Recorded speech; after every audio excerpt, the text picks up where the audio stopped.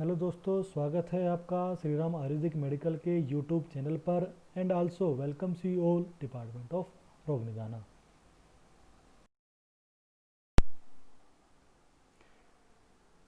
चलते हैं, रुख करते हैं अपने टॉपिक की ओर।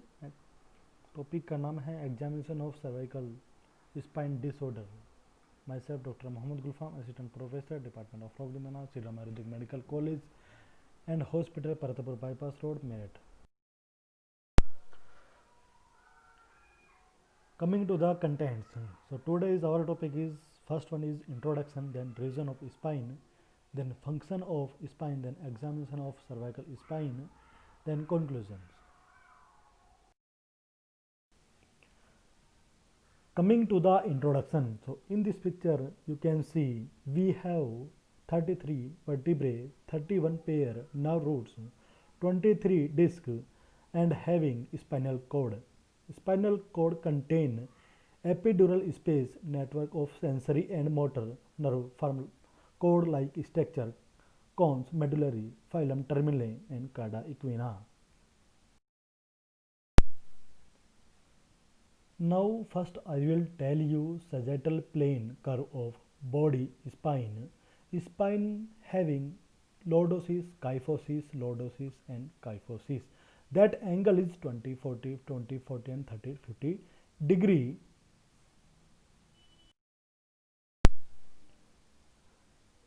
Region of the spine. Now we are dividing the spine into cervical, thoracic, lumbar and sacrocoaxial region.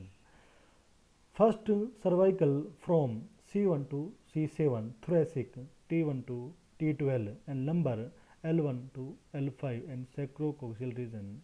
9 fused vertebrae in the sacrum and coccyx. So in this picture you can see that is the region of the spine.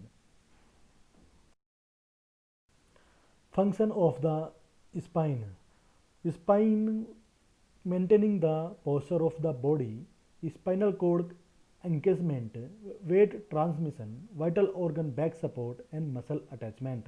So this is the function of spine. Now we are coming the main part of our presentation. So what is the cervical spine? Cervical spine having 7 vertebra, 2 plexus, that is cervical plexus, and from C1 to C5, brachial plexus from C5 to T1, and having 8 nerves: mucocutaneous nerve, axillary nerve, medial nerve, radial nerve, ulnar nerve. In this picture you can see that is the picture of cervical spine and having region and vertebra, disc, foramina and nerve, and from C1 to C7, that is the side view of the neck and cervical vertebrae.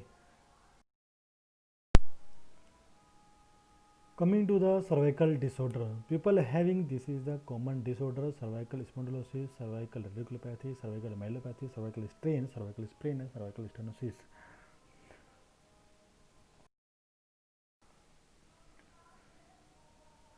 This is the main part of our presentation. Common condition affecting the cervical spine. So in this picture you people can see how cervical vertebrae manifested the disorder of cervical spine. So in this picture you can see narrowed disc space, herniated disc, decreased height of vertebra and bone spurs.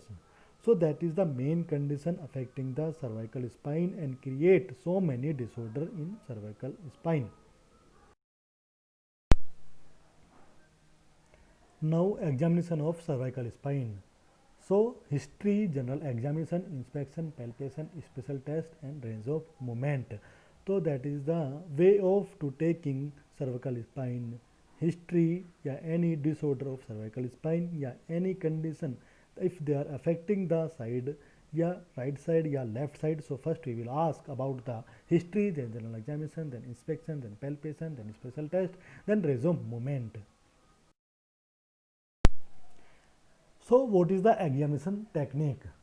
So introduce yourself, your designation, your name, from where, what you are doing, yeah, what you are going for doing. Ask permission to perform examination. Explain the patient appropriately. The patient must be exposed properly. Tell the patient to let you know if anything you do uncomfortable and painful. That time please stop that your part presentation part when female patient makes sure that female nurse and assistant will be present with you. Now, if you have patient, so then you will ask gender, occupation, socio-economic classes, presenting chief complaint, history of present illness, treatment history, past history, personal history, and family history. Ask for history of trauma, history of constitutional symptoms, history of hemoptysis, history of respiratory symptoms or dyspnea, history of other joint involvement, history of pelvic inflammatory, treatment history, and immunization history, that is BCG and polio.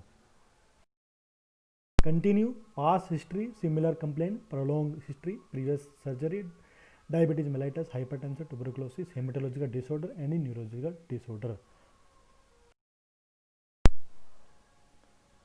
Now we are coming the main part of our presentation. So what is the cervical spine? Cervical spine having 7 vertebra, 2 plexus, that is cervical plexus. Inspection करने के लिए patient को standing position पे रखना है और उसको lateral view हमें देखना है। इंस्पेक्शन करने के बाद उसमें अगर इंक्रीज लॉर्डोसिस होता है तो उसमें क्या कंडीशन इन्वॉल्व रहती है, मस्कुलर वीकनेस या इम्बैलेंस देखने को मिलेगा। अगर लॉर्डोटिक कर्व डिक्रीज है तो उसमें मस्कुलर स्पाज्म रहता है। सो पिक्चर में आप देख सकते हैं काइफोसिस, लॉर्डोसिस। तो ये पिक्चर आपको नॉर्मली प्रेजेंट करता है एक पीपल्स के अंदर ये नॉर्मली कर्व होता है, एक पेशेंट के अंदर नॉर्मली वे होता है वर्टिब्रा का जो हमें देखने को मिलता है। That is the normal picture of vertebra.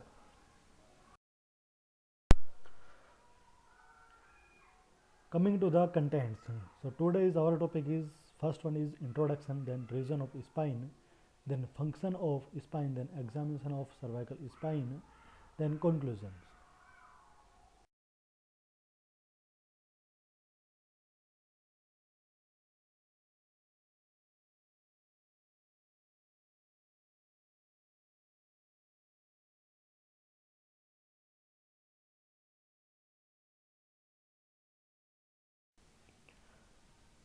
Coming to the introduction, so in this picture you can see we have 33 vertebrae, 31 pair nerve roots, 23 disc and having spinal cord. Spinal cord contain epidural space network of sensory and motor nerve form cord like structure, cones, medullary, phylum terminale and cauda equina.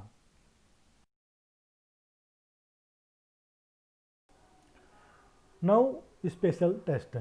Special test में हम सबसे पहले देखेंगे cervical spine, then range of motion देखेंगे। तो cervical spine के अंदर Spurling test, compression test, distraction test, Valsalva test, swallowing test and Adson test.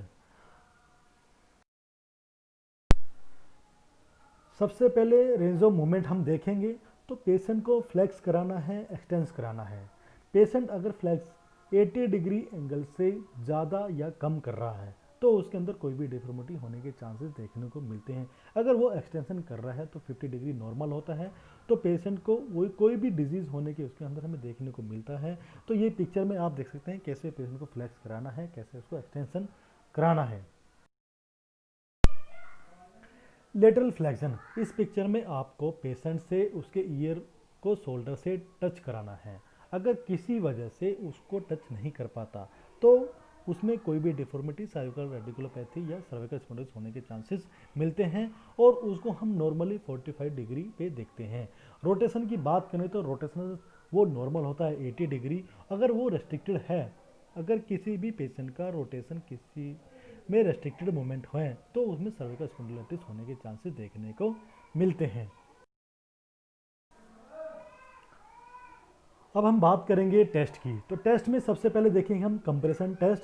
Compression test कैसे करते हैं वो मैं आपको बताऊंगा। इसमें डायरेक्टली आप इस पिक्चर में आप देख सकते हैं। सबसे पहले पेशेंट को आपको उसको सिटिंग के पोजीशन पे लेना है। सिटिंग के पोजीशन पे लेने के बाद में अपने राइट हैंड को उसके हेड के ऊपर रखना है और अपने लेफ्ट हैंड को राइट हैंड के ऊपर रखना है और उसके बाद में उसको प्रेस कराना है और रोटेट कराना है। अगर पेशेंट ये बोलता है कि मेरे को पेन हो रहा है या मूवमेंट में पेन होता है, मूवमेंट करने पे पेन होता है, या उसका नेक रीजन से राइट शोल्डर को प्लस एल्बो रीजन को या रिस्ट जॉइंट को पेन जाता है, तो उसका मीन्स मतलब ये है कि उसको कोई भी उसके अंदर डिजीज़ या सर्विकल स्पॉन्डिलोसिस या सर्विकल रेडिकुलोपैथी या कोई इंजरी उसके अंदर हुई है सर्विकल रीजन्स पे।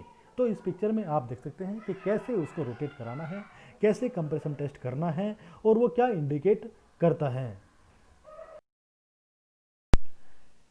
स्पर्लिंग टेस्ट भी सर्वाइकल कंप्रेशन टेस्ट की ही तरह है। उसमें सबसे पहले पेशेंट को हम सिटिंग पोजीशन पे रखते हैं और जो अटेंडर होता है वो पेशेंट के पीछे खड़ा हुआ होता है और उसमें देखते हैं हम दोनों हाथों को उसके सर के ऊपर रख के, उसके बाद में उसके नेक को थोड़ा एक्सटेंड करते हैं। एक्सटेंड करने के बाद में उसको थोड़ा प्रेशर देते हैं डाउन, और प्रेशर देने के बाद उसको थोड़ा रोटेट कराते हैं।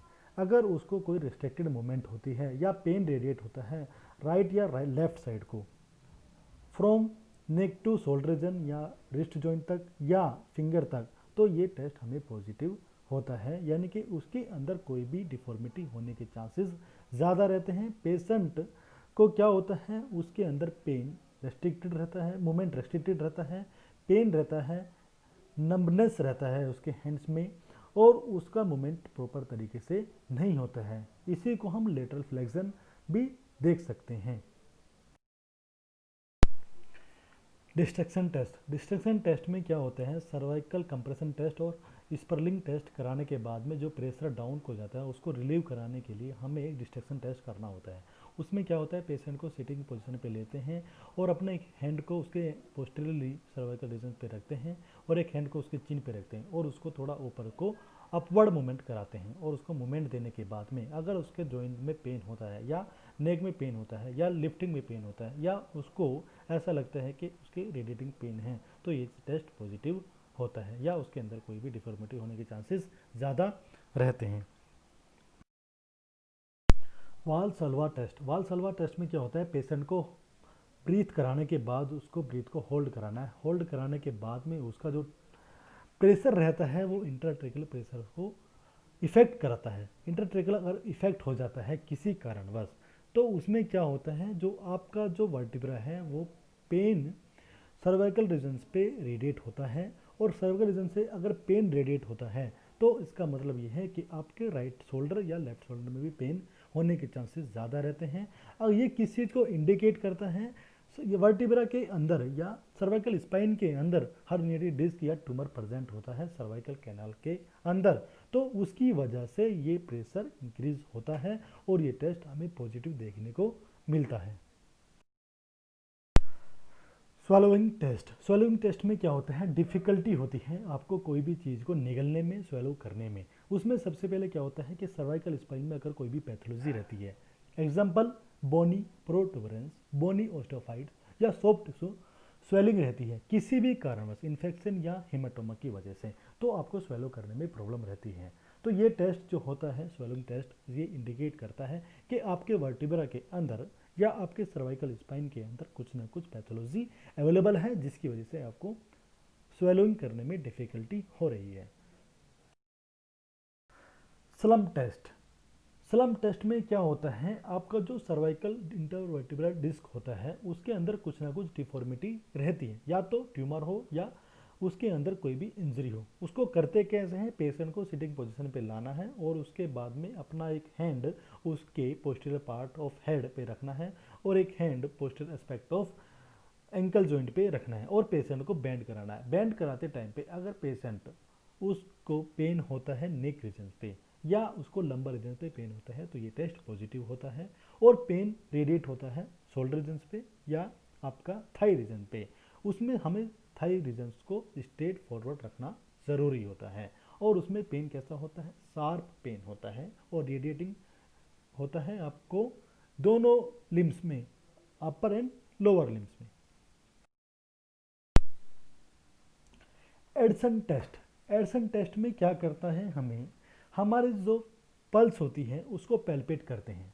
पैल्पेट कैसे करते हैं इस पिक्चर में आप देख सकते हैं। सबसे पहले पैल्पेट करने का तरीका यह है कि पेशेंट के राइट हैंड को आपको थोड़ा डाउन रखना है और अपने लेफ्ट हैंड से उसको पल्स हमें उसका चेक करना है। पल्स चेक करने के बाद हमें 72 बीट पर मिनट देखने को मिलता है। अगर किसी कारणवश हम उसका बीट 72 बीट पर मिनट हमें देखने को नहीं मिलता तो ये टेस्ट एडिसन टेस्ट पॉजिटिव रहता है। तो हमें करना कैसे है, हमें पेशेंट का जो हैंड है वो थोड़ा डाउन रखना है पिक्चर में जैसे कि आप देख रहे हैं, और उसके बाद में हमें प्रेशर फील करना है। उसके बाद में हमें उसका हैंड्स को अप करना है, मीन्स उसके शोल्डर रीजन तक उसको स्ट्रेट रखना है और उसके हेड को थोड़ा रोटेट कराना है, और उसके बाद में हमें उसके पल्स को चेक करना है। अगर पल्स उसका 72 बीट पर मिनट से कम आता है या ज़्यादा आता है तो इसका मतलब ये है कि आपका थोरेसिक रीजन में कुछ ना कुछ डिफॉर्मिटी है। थोरेसिक रीजन का मीनिंग ये है क्योंकि हमारा जो वर्टिब्रा है वो थोरेसिक रीजन से टच रहता है, हमेशा उसके समीप रहता है, और जिसकी वजह से अगर थोरेसिक रीजन में कोई भी समस्या रहती है तो वर्टिब्रा के अंदर भी प्रॉब्लम देखने को मिलता है, या वर्टिब्रा के अंदर कोई भी प्रॉब्लम रहती है तो थोरेसिक रीजन या ओसोफेगस में देखने को समस्या देखने को मिलती है। Conclusion: Facet joint spondylosis and herniation of the intervertebral disc are the most common cause of nerve root compression. Understanding the pathophysiology, diagnosis, treatment, indication, and treatment technique will lead to rapid diagnosis and improve patient care. This knowledge is important for all practitioners. Rapid diagnosis and treatment will lead ultimately to get a greater chance for earlier recovery for the patient affected by this condition. This is the bibliography or reference of our presentation that you can see, yeah, you can find, you can search if you want from Bates, the physical examination of the spine and human spine and pedicle screw, editor P.S. Ramani. So this is the reference of our presentation. Thank you. Thank you all of you for watching video.